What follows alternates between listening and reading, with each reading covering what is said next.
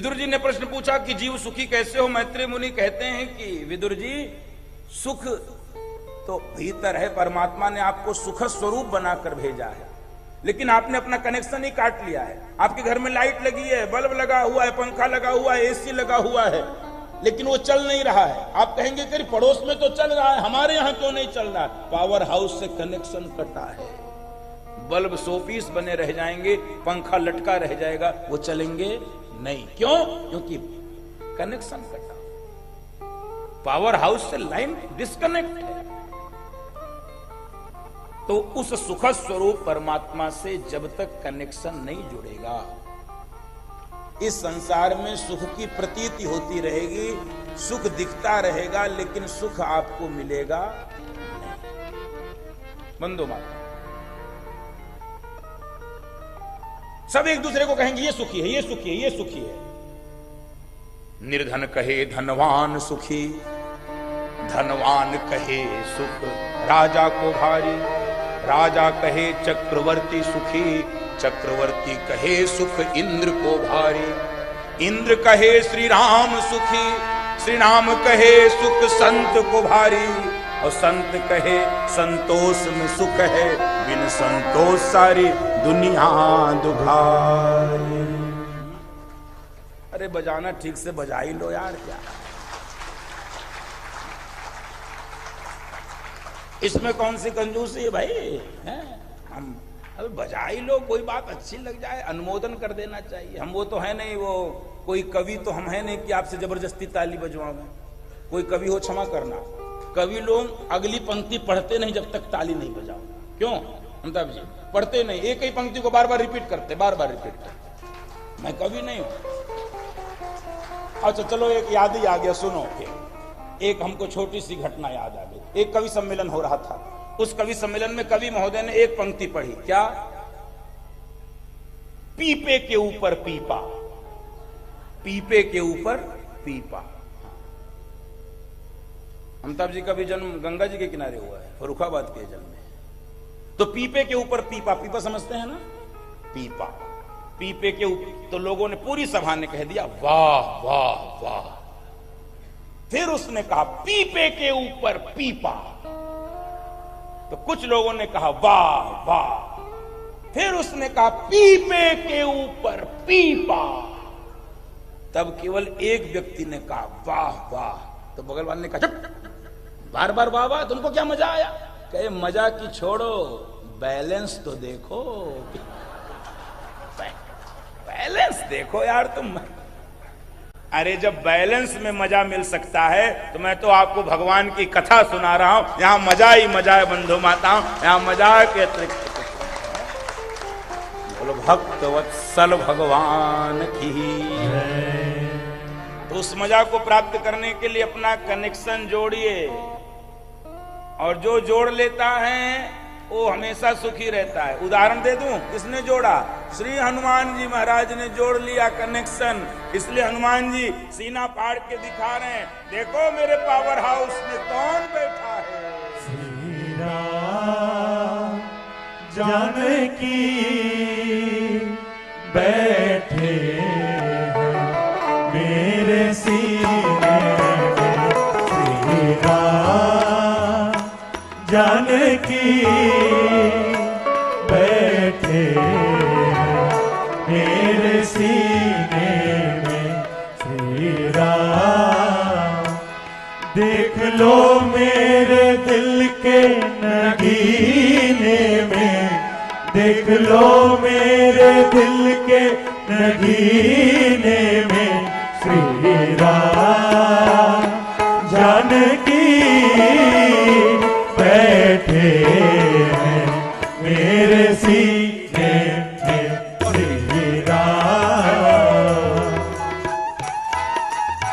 सबकी ताली बजे, सब आनंद से झूमे, अपना कनेक्शन जोड़िए पावर हाउस से, सुख की वर्षा होती रहे। हरिओम।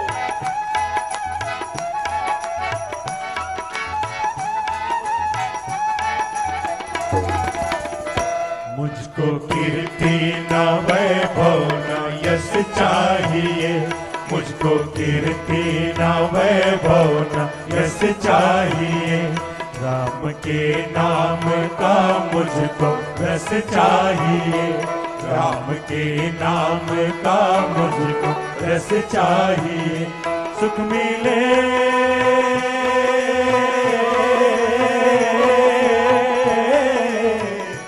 सुख मिले ऐसे अमृत को पीने में, सुख मिले ऐसे अमृत को पीने में। श्री राम जानकी बैठे हैं मेरे सीने में, श्री राम।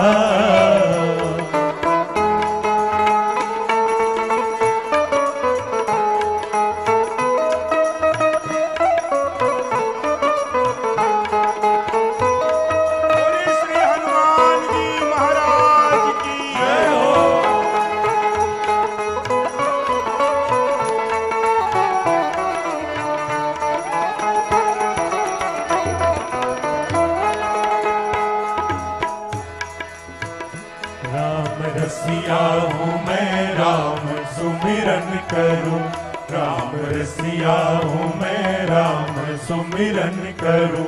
सिया राम का सदा ही मैं चिंतन करूँ, सिया राम का सदा ही मैं चिंतन करूँ। सच्चा आनंद है,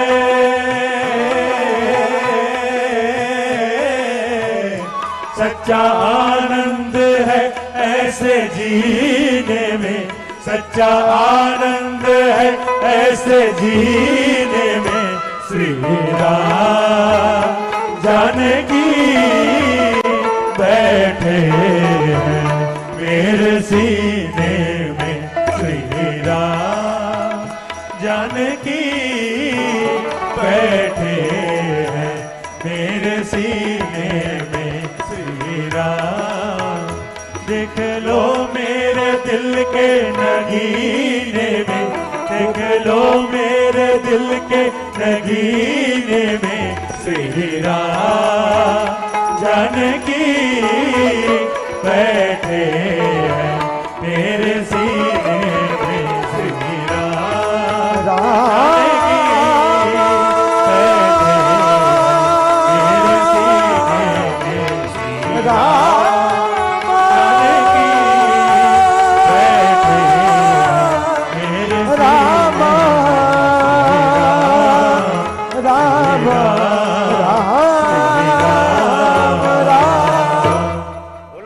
वत्सल भगवान की जय। सुख मिले ऐसे अमृत को पीने में, और सुख सच्चा आनंद है ऐसे। हाँ, ये सुख का स्वरूप। बंधु माताओं, कई बार पत्रकार हमसे पूछते हैं, महाराज श्री इतनी कथाएं देश में चल रही, इतने वर्षों से चल रही, नित्य नवीन कथावाचक, इतना सब होने के बाद भी बदला क्या, परिवर्तन क्या हुआ?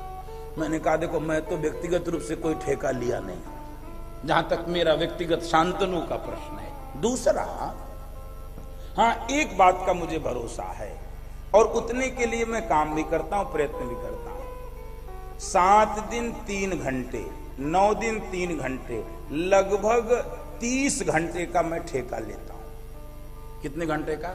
30 घंटे का। और मुझे विश्वास है बंधु माताओं, 90% सफलता मुझे मिलती।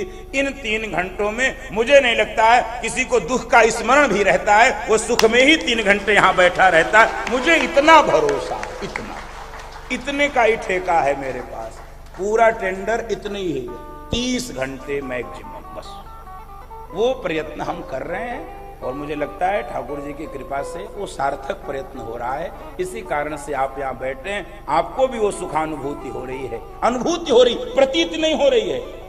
अंतर समझिएगा बंधु माता, 2 शब्द है, एक प्रतीति है जो संसार के सुखों में होती है, प्रतीति है, होती नहीं है, और यहाँ पर अनुभूति होती है, यानी सुख लगता, सुख होता है, सुख आपको समझ में आता। हाँ, ठाकुर जी का जब नाम लेते हैं, वे माताएं जब नृत्य करते, कितना हम आपको याद कर रहे थे, तुषार जी से पूछ रहे थे, वो मैया नहीं दिख रही जो नृत्य करती थी बहुत। अभी मैं पूछ रहा था तुषार जी से, आज आप आ गई, तो आप नृत्य क्यों करती हैं? ये नृत्य कोई वो नृत्य नहीं है जो सड़क पे होता है, नहीं, वो नृत्य नहीं है। ये भक्ति का नृत्य है। भक्ति महारानी जब ज्ञान वैराग्य के साथ नृत्य करने लगते हैं भागवत की कथा को, ये सुख का नृत्य है। बंधु माता, मैत्रेय मुनि विदुर जी महाराज को जीव कैसे सुखी हो इस विषय का प्रतिपादन कर रहे हैं। तो सुखी होने के लिए जो सुख स्वरूप परमात्मा है, और उस सुख स्वरूप परमात्मा ने हमको भी सुख के साथ ही इस धरती पर भेजा है। मानस की चौपाइयों को हम सब ने गाया, ईश्वर अंश जीव अविनाशी चेतन अमल सहज सुख। हम सहज सुख राशि हैं, हम संसार में क्यों भटक रहे बंधु। और अब पूछ रहे हैं कि इस जगत का, सृष्टि का विस्तार कैसे भगवान करते हैं। तो क्रम आपने सुना, श्रीमन नारायण की नाभि कमल से ब्रह्मा जी का प्रकट हुआ। ब्रह्मा जी ने अपने संकल्प से 4 ऋषि कुमारों को प्रकट कर दिया, सनक, सनंदन, सनातन और सनत कुमार, बंधु माता। और इनसे कहा कि आप चलो भाई सृष्टि का विस्तार करो। चारों ऋषि कुमारों ने कहा पिताजी क्षमा करो, हम इस लफड़े में, इस चक्कर में नहीं पड़ने वाले। क्रोध आया, मेरे बेटे मेरे आज्ञा का उल्लंघन कर रहे हैं। और उस क्रोध के कारण ब्रह्मा जी के भ्रुकुटी का भेदन करके भगवान शंकर प्रकट हो गए। बोलो शंकर भगवान की जय। और भगवान शंकर से ब्रह्मा जी ने कहा चलो भाई आप ही सृष्टि का विस्तार करो। ठीक है पिताजी, करते हैं जैसी आज्ञा। और भगवान शंकर ने सृष्टि का विस्तार किया। भूत, प्रेत, पिशाच, सांप, नाग। ब्रह्मा जी ने कहा बस स्टॉप, यही तुम बना, हमसे यही हो पाएगा, बाकी आप जैसा कहो। कहते तुम रुक जाओ, तुम मत करो कुछ। तुमको जब सांप ही बिच्छू बनाना है तो ब्रह्मा जी ने भगवान शंकर से कहा तुम रुक जाओ, इतनी खतरनाक सृष्टि हमको नहीं करवानी। और फिर ब्रह्मा जी ने 10 ऋषि कुमारों को प्रकट किया। ये सब अमैथुनी सृष्टि है बंधु माता। अयोनिज सृष्टि तो इस समय भी वैज्ञानिकों ने आप सबके सामने दिखा दिया। अयोनिज सृष्टि के उदाहरण इस समय भी हैं, आप सब जानते हैं। लेकिन अमैथुनी सृष्टि भी हमारे सनातन की एक शक्ति है, इसका परिचय कराती है। अयोनिज सृष्टि तो वैज्ञानिकों ने भी वर्तमान युग में भी सिद्ध कर दिया। तो ये अमैथुनी सृष्टि है, 10 ऋषि कुमारों को प्रकट कर दिया। और फिर जो आज उत्सव मना रहे हैं, उसी उत्सव को क्यों हम सब मना पा रहे बसंत पंचमी को, कि ब्रह्मा जी ने अपनी वाणी से परम सुंदरी कन्या सरस्वती जी को प्रकट किया। बोल सरस्वती मैया की, विद्या की अधिष्ठात्री देवी मां शारदे। और बंधु माताओं, अपनी छाया से महामुनि करदम जी को प्रकट किया है। ये सब ब्रह्मा जी की मानसी सृष्टि है। और विधाता ने वामांग से कन्या और दक्षिणांग से पुरुष का जन्म दिया है। उन्हीं को हम लोग कहते हैं मनु और स्वायंभू। मनु अरुषत रूपा स्वायंभू, मनु अरुषत रूपा, जिनते वैनर सृष्टि अनूपा, जिनते वैनर सृष्टि अनूपा। मनु और शत्रुपा। बंधु माता, हम सब मनु की संतान हैं, हम सब मनु की संतान हैं, इसीलिए मानव कहलाए। मनुपुत्र होने के नाते ही हम सब मानव कहलाए। फिर निवेदन करूंगा व्यासपीठ से, हम सब यदि मानव है, जो भी अपने को मनुपुत्र कहते हैं वही मानव है, तो फिर आपस में क्यों बंटना, क्यों लड़ना, क्यों कटना, क्यों भिड़ना। इस कलयुग की शक्ति केवल और केवल संगठन में ही है बंधु माता। संघे शक्ति कलौ युगे। हर युग में शक्ति अन्यत्र स्थानों पर रहती थी। कहां कहां दर्शन कर लीजिए चारों युगों को एक बार में। त्रेता में शक्ति कहां थी? यज्ञ में। सतयुग में तपस्या में, बड़े बड़े मनु महाराज तपस्या करने के लिए गए। तीर्थवर नैमिष विख्याता। अति पुनीत साधक सिद्धि दाता। वहां मनु महाराज तपस्या, सतयुग तपस्या का युग, त्रेता यज्ञ का युग, पुत्र कामेष्टि यज्ञ आपने सुना, बड़े बड़े यज्ञ, राजसूय यज्ञ, अश्वमेध यज्ञ। द्वापर पूजा पाठ का युग, पूजा पाठ सगुण उपासना का युग। द्वापर में पूजा पाठ होते थे और कलयुग में संगठन में शक्ति होती, संघे शक्ति कलौ युगे। बंधु माताओं, इसलिए हम सब मानव हैं, मनुष्य हैं, एक माँ पिता के संतान है। अथर्ववेद में ऋषि कहता है माता भूमि पुत्रो हम पृथिव्या, ये भूमि हमारी माता है, हम इसके बेटे हैं। तो जो भूमि को माता मानता है वो सहोदर हुए, जो नहीं मानते वो नहीं हुए। जो इस भूमि को माता मानते हैं, जो उद्घोष करने में शर्म नहीं करते, भारत माता की वंदे, जो उद्घोष करते हैं वो सहोदर हुए कि नहीं हुए। भूमि हमारी माता है, जो भूमि को माता मानते वो सब सहोदर भाई हैं। इसलिए हम लोग एक श्लोक बोलते, हिंदवः सोदराः सर्वे न हिंदू पतितो भवेत, मम दीक्षा हिंदू रक्षा, मम मंत्रः समानता। कोई छोटा बड़ा नहीं, कोई ऊंच नीच नहीं। बहुत हो गया ये सब करते करते, बंद किया जाए। आप ये सब बहुत वर्षों से यही सब करते आ रहे हैं, नहीं बंद किया जाए। हम सब एक माता पिता की संतान हैं।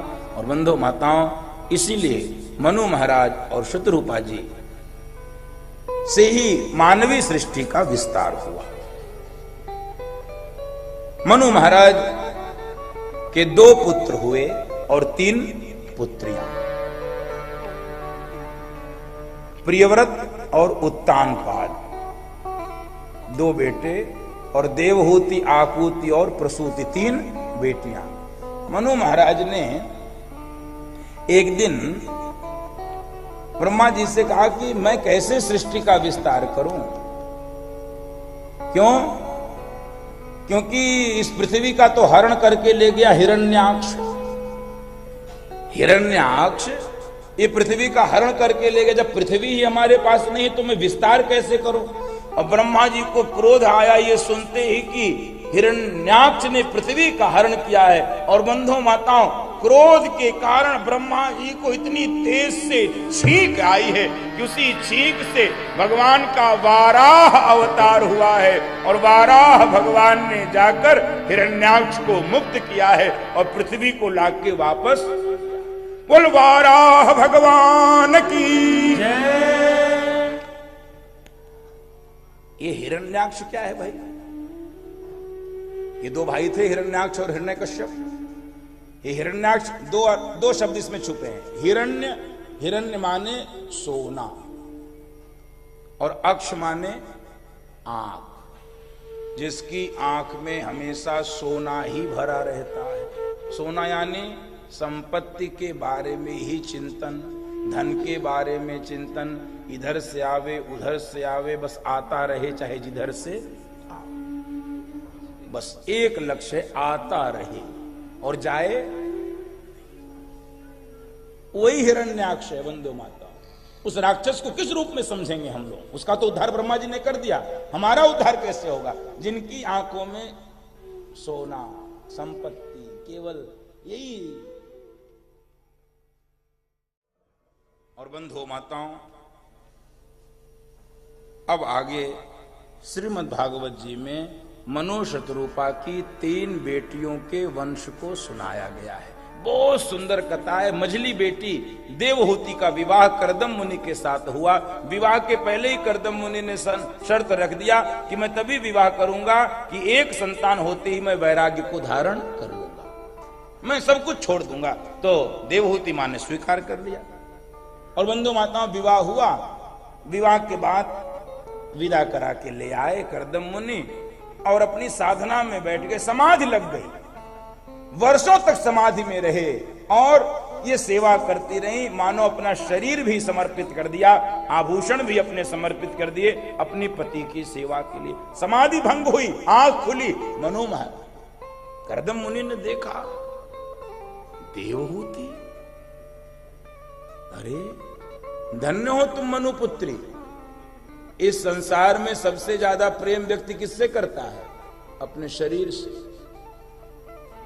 हनुमान जी ने यही बात तो कही। रावण ने जब कहा कि हे रावण, क्यों मारा तुमने हमको? हमारे राक्षसों को। हमने हनुमान जी ने कहा सुनो, सबके देह परम प्रिय स्वामी, सबके देह परम प्रिय स्वामी, मारहि मोहि कुमारक गामी, मारहि मोहि कुमारक गामी। और इसी समय एक सूत्र और दे दूं, हनुमान जी ने पहली बार आत्मरक्षा के सिद्धांत का प्रतिपादन किया। आत्मरक्षा जो भारत के कानून में बाद में लाया गया, वो सबसे पहले किसने बताया? जिन्ह मोहि मारा ते मैं मारे, जिन्ह मोहि मारा ते मैं मारे, ते पर बांधे तनय तुम्हारे, ते पर बांधे तनय तुम्हारे। जिन्ह मोहि मारत, दो प्रकार के सिद्धांत हैं, दो प्रकार के सिद्धांत इस देश में। एक सिद्धांत तो यह है, एक गाल पे कोई मारे एक तमाचा, तो दूसरा, अब ये वाले कौन लोग हो मैं नहीं जानता, मैं नहीं हूं, मैं व्यक्तिगत रूप से नहीं हूं। कोई एक तमाचा मारे तो हम दूसरा क्यों परोस दें? हम दो तमाचा न दे दें उसको। और एक सिद्धांत यह है, जिन मोहि मारा ते मैं, आगे भी वर्णन आएगा इस प्रकार की घटना का, भागवत जी में वर्णन आएगा। तो धन्य है हे मनुपुत्री, इस संसार में सबसे ज्यादा प्रेम व्यक्ति अपने शरीर से करता, अपने आभूषणों से करता है। आपने सब समर्पित कर दिया। तुष्टो अहमद्य तव मान विमान दाया, शुश्रूषया परमया परया च भक्त्या, यो देहि नामयमतीव सुहृत् स्वदेहो, नावेक्षितः समुचितः क्षपितुम् मदर्थे। मैं आपकी सेवा से प्रसन्न हूं। धन्य है आप देवी, धन्य है। बताइए क्या आदेश है मेरे लिए? अरे प्रभु, आपने विवाह से पहले कहा था कि एक संतान होनी चाहिए, कहां है संतान? आप तो समाधि में चले गए। बंधु माताओं, इस देश की माताओं ने क्या त्याग किया है, आप दर्शन कीजिए। एक छोटी सी घटना आपको सुनाओ। एक बड़े दार्शनिक, बड़े ग्रंथकार उस देश में हुए, इस युग की बात बता दूं। उनका नाम था वाचस्पति मिश्र। बंधु माता, वाचस्पति मिश्र ब्रह्मसूत्र पे टीका लिखते थे। ब्रह्मसूत्र अथा तो ब्रह्म जिज्ञासा जन्माद्यस्यतः, ये जो सूत्र हैं,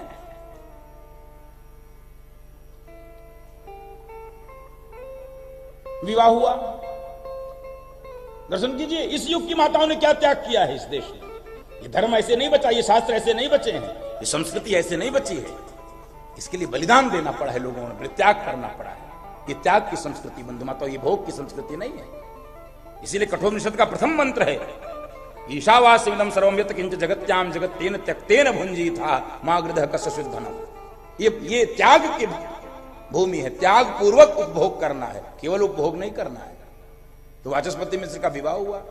विवाह के समय ब्रह्मसूत्र पे टीका लिख रहे थे। वो टीका, विवाह हो गया, भूल गए। ये सत्य घटना है। मेरा विवाह भी हुआ है, भूल गए। रोज पत्नी इनकी लाके शाम को दीपक जला देती है, ये लिखते रहते। भोजन मिल जाता समय पे, भोजन कर लेते। शरीर जिंदा करने, शरीर माध्यम खलु धर्म साधन, ये सब होता रहा। वर्षों तक टीका लिखते रहे। दर्शन कीजिए, एक दिन दीपक जलाकर रखा इनकी पत्नी ने, उसी समय हवा का झोंका चला, तो दीपक की लहरें ऐसे ऐसे, उसकी जो लौ है उसमें लहरें, तो जब लहरें इधर उधर, तो उनको लगा कोई खड़ा है, परछाई किसी की लगी। देवी, कैसे ऋषि हुए हैं और कैसी पत्नियां हुई। देवी आप, उनकी पत्नी ने कहा महाराज ब्याह करके लाए थे, भूल ही गए एकदम। कौन? अरे मैं आपकी पत्नी। ओ हो। देवी, तुमने इतने दिन तक क्यों नहीं बताया?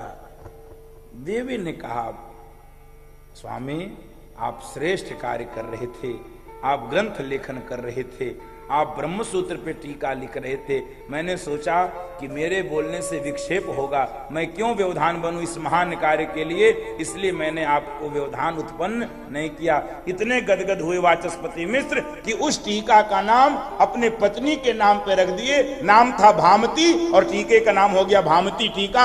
अभी भी प्रसिद्ध है, वेदांत की विद्यार्थी उसको आज भी पढ़ते हैं। बंधु माताओं, ये पत्नियों का त्याग इस देश में हुआ है धर्म की रक्षा के लिए, शास्त्र की रक्षा। मैंने भी पढ़ा अपने गुरु जी से, भामती टीका वेदांत का ग्रंथ है, ब्रह्मसूत्र।